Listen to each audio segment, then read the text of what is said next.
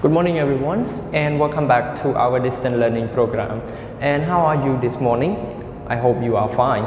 So today is Thursday. As you know, every day we have 2 subjects per day. And today the first subject that you are going to study for the first session, which is the writing grade 3. So in this video, you are going to look at some of the tips that will help you to use the infinitive and gerund effectively. I hope you remember what is infinitive and what is gerund, right? Sure. And the second thing that you will learn from this video, you will see some common mistakes when people use the infinitive and gerund, and those mistakes, when you see it, it is the best way to avoid those mistakes. Okay everyone, so without any further ado, let's get started with our first activity, which is to look at how you can use infinitive and gerund effectively. Okay, so let's look at the first example here. I have 3 examples. Example A, when you see the first sentence, I like ice cream. It is very straightforward and it is very simple sentence, right? So in order to make this sentence much more interesting, you can add some of the gerund or infinitive here. So I like ice cream, and then it becomes I like eating ice cream. Or you can use I like to eat ice cream, because the word like can be used to infinitive or gerund. It is okay. So the first thing that you need to know is try to find the possibility of using infinitive and gerund in your sentence as much as possible. Okay, let's look at the second example right here. The second example, you need some food. It makes sense.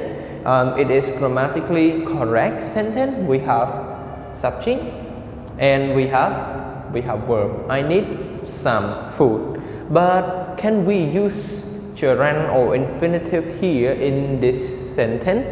Sure, we can use infinitive in this sentence. So it becomes I need to get some food. Instead of using I need some food, it's simple, it's straightforward. You need to add more idea to make it clear. You need some food. Sure, you need to eat some food, but if you say I need to get some food, it feel like it much stronger. It convey a clear meanings. Okay.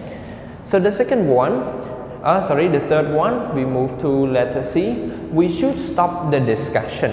We should stop the discussion. So the discussion in this example, it functions as noun. But you can change this into a gerund form. You can say, we should stop discussing. Okay? So discussing here, it becomes a gerund. Okay. So the things that you need to use gerund and infinitive effectively is to find the possibility whether in the sentence you can use gerund or infinitive or not. But be careful when you use gerund or infinitive in your sentence. Sometimes you can make mistake when you do that. That is why we need to look at the second activity, is to find some of those common mistakes in order to avoid those. So let's start with the mistake number 1. So number 1, to missing. So to infinitive, when you write the infinitive without to, it is wrong in this case. So let's look at these 4 sentences. Which one is wrong regarding to the first point? To is missing. Which one? So can you point it out here? I don't mind to talk to him. So we have talk. I hope see you soon. Okay, so the word hope, technically we need to add to infinitive. Hope to do something. So this is the mistake. So avoid this. Every time you don't know whether to use gerund or to infinitive, you need to check the dictionary or ask the Google search engine. You can find the answer. So make sure to double check and not to repeat this mistake again. Mistake number 2, misused gerund. So you use gerund incorrect. So which one is the misuse of the gerund, which is ing? It's not supposed to be ing, but you write it with ing. So which one? Okay, here, expect. Okay, expected. So the word expected or expect plus to infinitive, you expect somebody to do something. So here is wrong. We cannot use ing here, but we use to. So be misusing gerund, try to avoid it. How to avoid it? Check the dictionary and check the internet. C, misuse infinitive.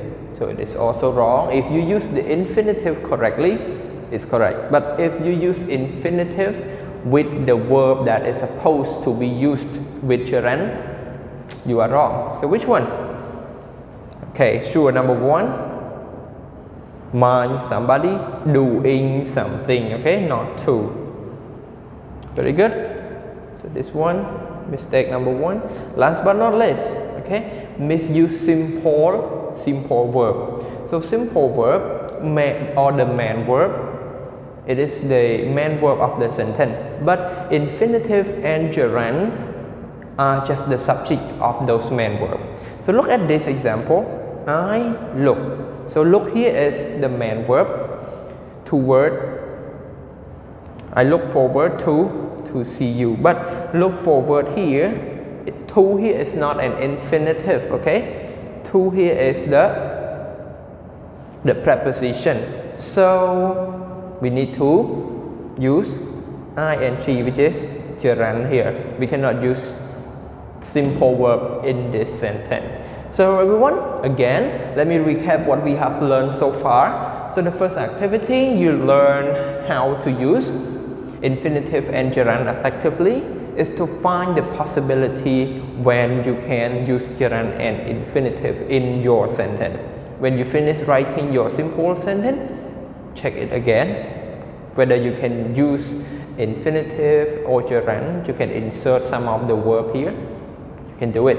It is the effective way to use infinitive and gerund.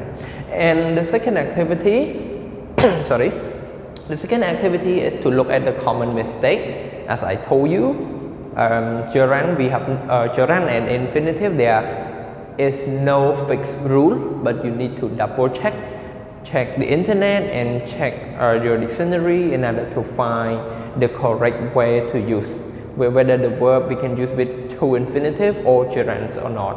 So everyone, I hope you get the important idea of this lesson, and you can apply the knowledge that you get from this video in the exercise activities that your homeroom teacher will provide to all of you. You have homework, you have classwork, right? So do those exercises. It will improve your knowledge. When you learn something and you practice it, your knowledge will stay with you much longer. And everyone, I hope it is the end of the first video sessions. And now let's say goodbye and see you again in the next one. Goodbye.